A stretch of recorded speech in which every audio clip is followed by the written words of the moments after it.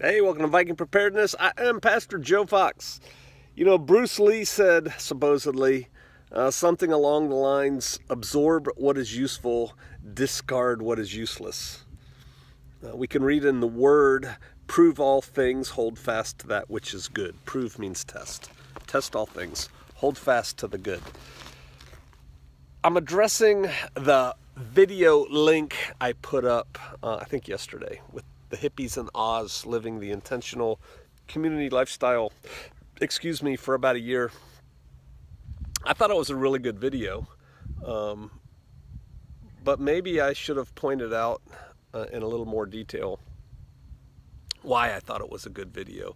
Because some of you all didn't take time to watch it all, to absorb what is useful and, discard what is useless. You kind of watched it to a point and said, I'm out of here. I get that. Sorta.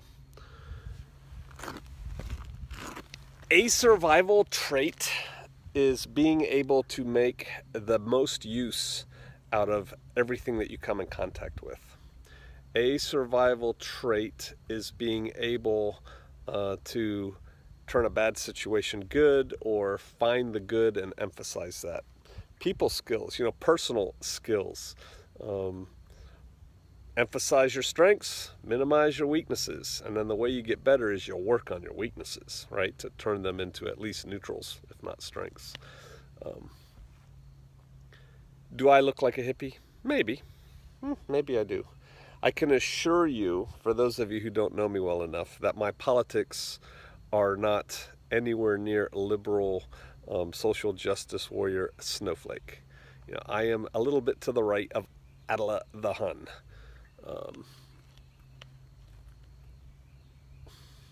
Yeah. Communism, bad. And so there's all that. I'm not a free love kind of hippy dippy, hey man, I think all those people who work should give me their money and then everything would be cool. I'm not that. And if you've watched more than 20 of my videos, you should probably pick up on that. I'm a little bit harsh sometimes. I even said when I introduced the video, that the people in there are softer than I am. But I did say, but they say many are there, I don't know how I phrase it, many of the same things I do, they just say it in a softer way or something like that. And so here's my point. For those of you who quit watching it or focused on their politics or their economic plan, system, whatever, y'all missed a lot of goodness.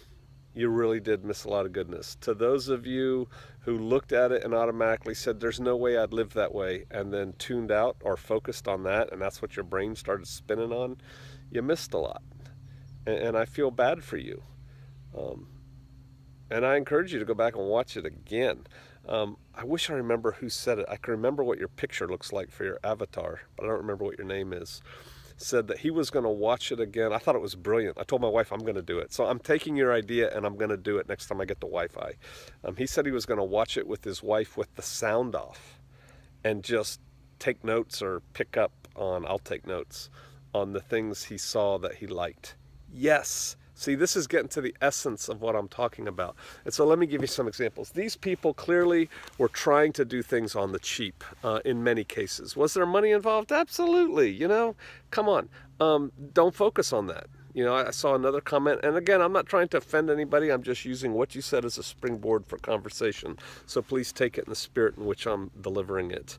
But somebody said something like, oh, they said they're all about, I don't know, my words, scrounging stuff, but it was clear they bought those boards or, something like that. Okay.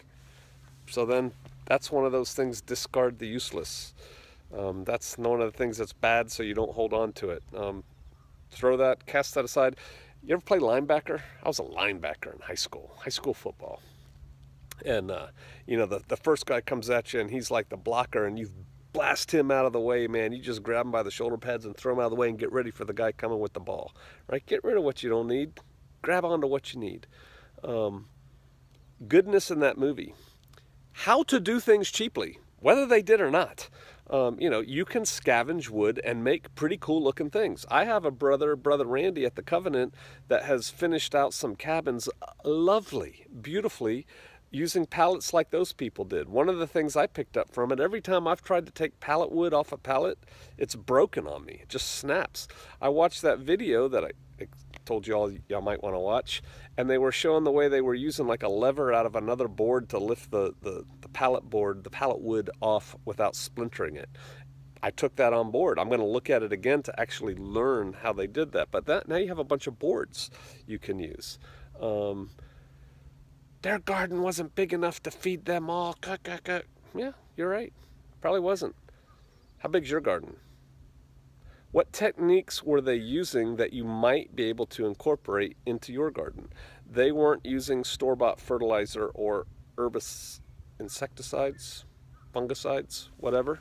Okay, so maybe you are. That's fine. But when there's no more stores and no more electricity and no more, you're not going to be able to buy that stuff. So then knowing those techniques and having to practice them could be very useful to you. A couple people commented and said, you know, actually living out of your garden is going to take a lot of work and a lot of time. Absolutely. It's also going to take people, more than you and your spouse, probably, which is why I'm always, you know, talking to you about people.